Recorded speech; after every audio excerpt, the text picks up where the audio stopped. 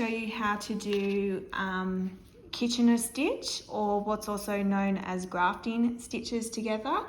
And it's a technique used to join two pieces of knitting, leaving an invisible join. So I use this technique in a lot of my toy patterns to graft hands and feet together. As you can see, I've used this technique here on this hand, and it's a invisible join. So to start, both pieces of knitting need to have the same number of stitches divided equally over 2 needles, and we need to have the wrong sides facing together. So you'll need to cut your working yarn about 3 times the width of your knitting, and we're going to thread that through a yarn needle, and we're going to use this yarn needle as if we were using a knitting needle. So to start, we're going to take our needle and we're going to go through this first stitch on the front needle as if we were to knit.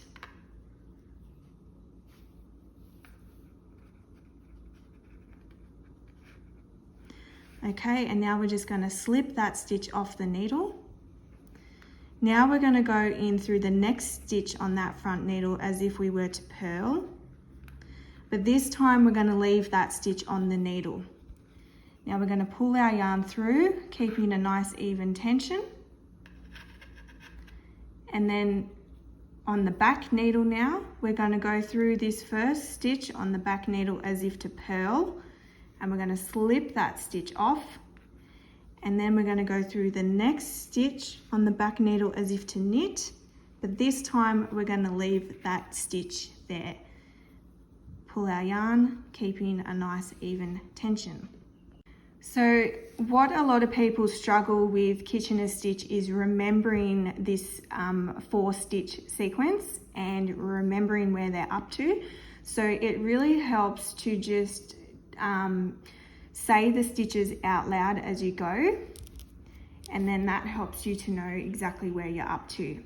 So again, on the front needle, we're going to go through the first stitch as if to knit, and we're going to slip that off. Then through the next stitch as if to purl, but this time we leave that stitch there. Pull our yarn. Then on the back needle, we're going to go in as if to purl, and we're going to slip that stitch off. Then we're going to go through the next stitch on the back needle as if to knit, but this time we leave that stitch there. And we're going to pull our yarn through, keeping a nice even tension. Okay, again, and this is what I repeat in my head as I do it. I say to myself, knit off,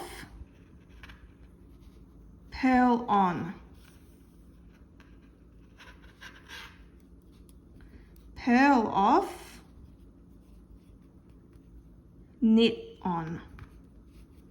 And I just repeat that over and over. Knit off, purl on.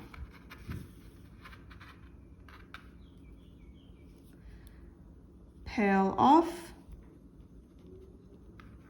knit on. So now we've come to our very last 2 stitches. So all we do for that is we just go knit off and purl off. And then we just pull our yarn through. You will always have these 2 last stitches stick up like that. So all I do is I just secure the yarn like that. And then I just bury the tail end inside the arm.